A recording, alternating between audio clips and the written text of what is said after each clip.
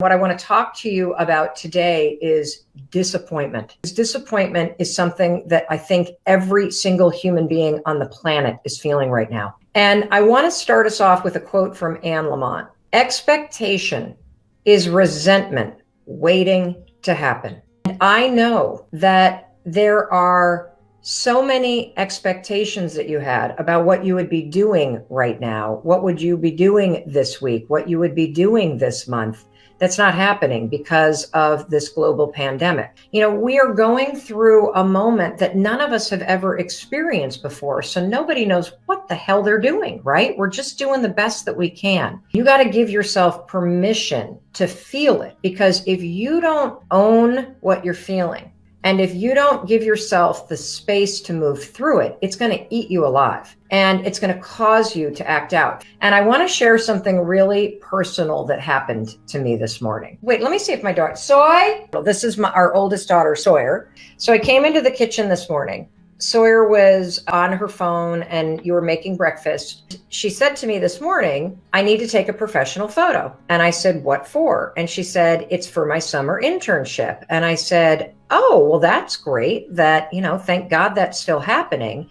And then do you remember what you told me? I just said that a bunch of my friends' internships have been canceled. Yeah. So a bunch of summer jobs have been canceled this summer. And I know some of your jobs have been canceled. What happened in that moment is I did exactly what you shouldn't do. I have this thing that I do as a parent and as a person that when I feel slightly anxious, I try to fix everything. Instead of stopping and taking a beat and listening and really getting present to what this person that I love is saying, and I'm going to start to cry, I turn into like the locomotive and I move forward 100 miles an hour to try to make everything okay. And I did that with you. Because what I did, Soy, is I said, oh, it's going to be okay. It's going to be okay. I didn't even ask you if you were nervous about your internship getting canceled. I just said, it's going to be okay. And then I went to fix it instead of feel it. I said, if your summer internship gets canceled, I'll find a job for you. You can work for our company. I could help you. You could help me with the live streamers. I went to fix it. And I think the reason why I went there is because it's so uncomfortable to feel these deep emotions. It's so uncomfortable to know that people that you love might be scared. It's so uncomfortable to be in the discomfort and the sadness and the anger of this moment. And so I wanted to apologize to you. What are you feeling right now? What are you disappointed about, Soy? I'm disappointed that my junior year got cut short right when I got to Boston College. I'm sad that I'm not with any of my friends right now and that it's a lot harder than I thought to take classes online. I'm nervous about this summer and no offense being cooped up in the house. No offense. I'm just hoping it all comes to a close sooner rather than later. Yeah. First of all, you should not fix your disappointment. You got to first feel it. That's takeaway number one. Okay. Because when you talk about it, when you name what you're feeling, I'm feeling sad, I'm feeling disappointed, it loosens its grip on you. And the anger and the acting out, it doesn't bottle up, because if you don't own these feelings and if you don't feel these feelings, they will eat you alive. And one of the mistakes that I've made as a parent is, first of all, trying to fix everything. Okay.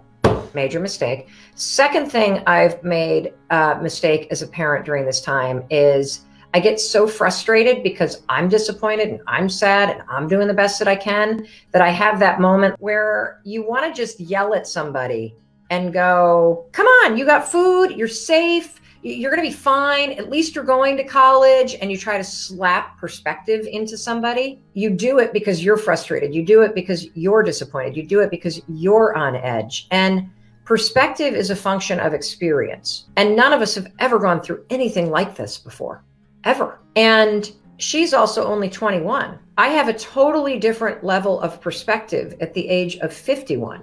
A different level of confidence, knowing that we're going to get through this, knowing that we're very, very lucky to be in a house and have supplies and have internet access.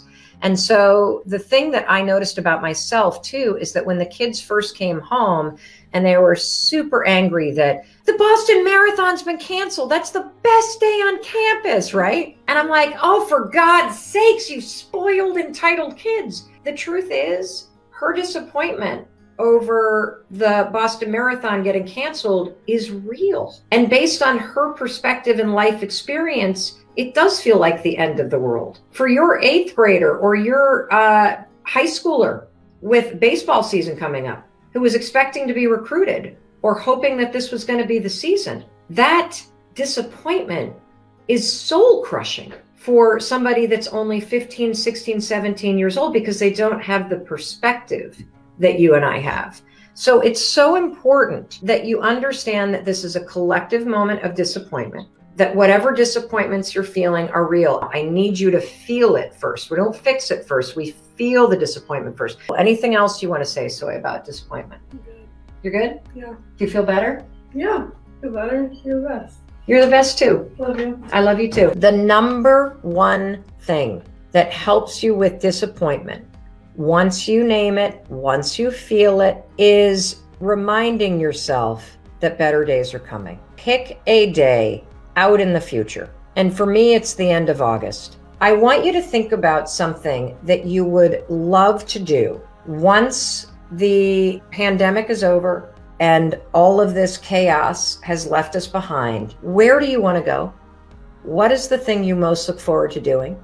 So the thing I am most looking forward to doing is I am most looking forward to going back home where I grew up, to Western Michigan, and walking across those sand dunes and walking across the sand and going out into Lake Michigan and taking a swim. I know that I am in better days.